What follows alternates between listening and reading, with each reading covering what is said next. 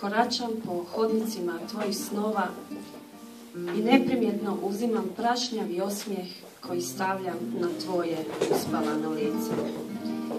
Ne budete moje tople ruke, jer misli su ti duboko zaključane u ćelijama tuge nekog starog lutalice. Niz dlanove tvoje hladi se sreća i suza ti kao biser u očima sja, poput starca koji nema gdje. Želim ti reći da sam posebna, jer nudim ti svu proljetnu ljubav, u srcu je nosi da ti ona bude sve.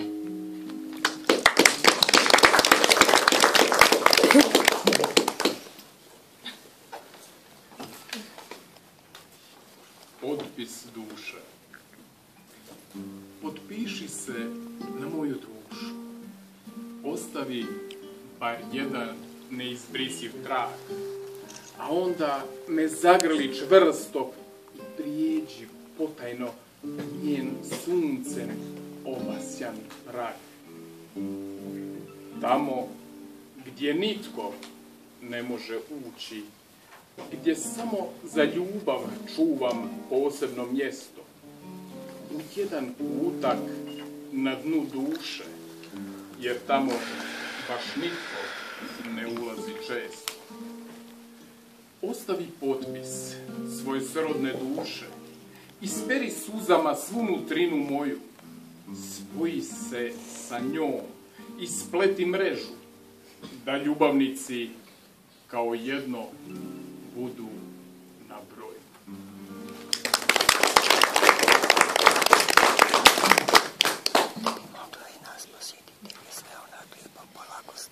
Kao jedno. Zaogrni me svojom toplinom i budi vjetar u mojoj kosi. Neka vrijeme našoj ljubavi prkosi. Stavi na me miris proljeća i ovaj oporan miris svoga tijela i biti ću sve što budem htjela. Dodirni me slučajno nutrinom svojom, daj mi sve od sebe što je duši vrijedno.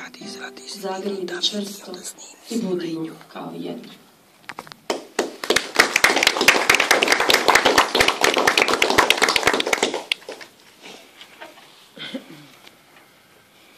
Polje tuge. U polju tuge, na kamen straha, očaj i mržnja miješaju boje. Na licu ovih ljudi samo blijedo sivilo. U polju tuge ništa isto nije. Iz kamena mačem sudbinu kroje i nitko pravedno ne sudi, kao da ničeg ni bilo nije.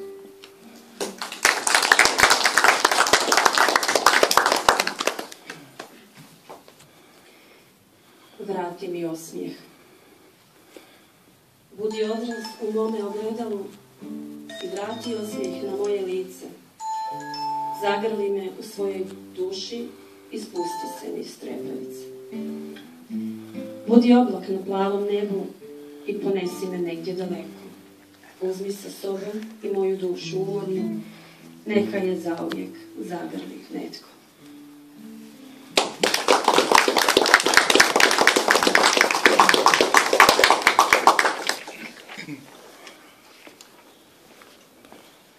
Budna ti doziva mi.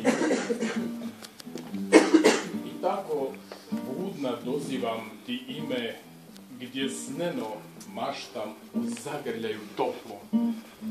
U ovoj noći jedna nježna duša ti progovara. Samo jedan dio nedostaje. Tamo gdje se tvoja duša s mojom dodiruje, gdje se kaplja u bistru rijeku ljubavi pretvara. Opet ti budna dozivam ime, u tom slapu gdje ljubav postoji i gdje zajedno s njom počiva nada.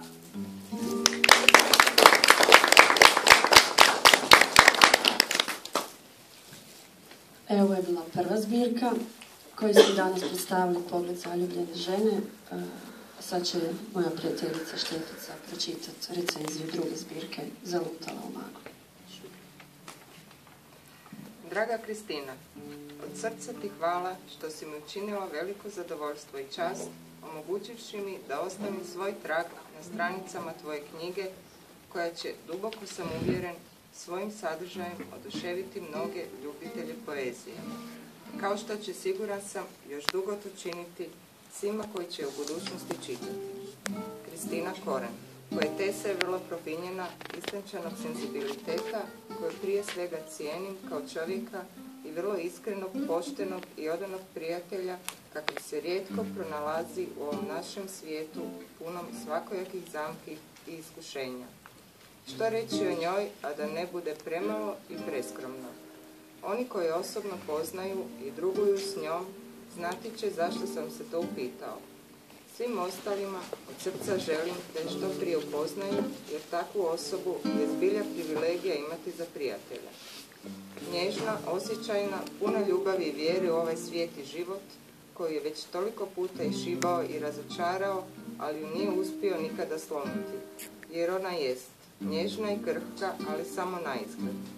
Kao i svaka prava poetska duša, satkana od ljubavi i maštanja o nedosanjanoj sreći, u njenim se stihovima ogleda iskrena čežnja za iskrenom toplinom srca, koju ona sama sa toliko žara nesebično dijeli i na koju, ako ništa drugo radi toga, ima je potpuno pravo dobiti zauzvrat, što nažalost često završi sasvim drugačije od očekivanog.